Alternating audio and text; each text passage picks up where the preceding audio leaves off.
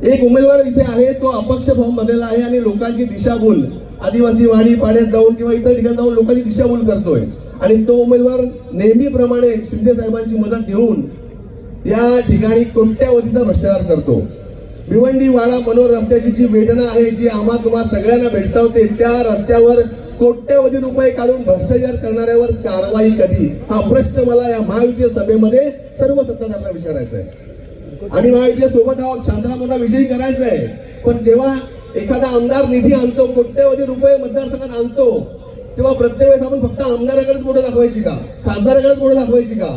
तो निधी आल्यानंतर त्याची अंमलबजावणी करण्याचं काम, त्याचं इम्प्लिमेंटेशन करण्याचं काम एक ठेकेदार जो करतो, अधिकारी जे करतात, त्यांना जाब न विचारल्यामुळे आपल्याकडे या समस्या असून उभ्या आहेत, असं माझं ठाम मत आहे। या विजयामध्ये अडचण ठरणाऱ्या भ्रष्ट ठेकेदारांचा बंदोबस्त श्रीकांत शिंदे साहेब तुम्ही करावा ही विनंती करतो।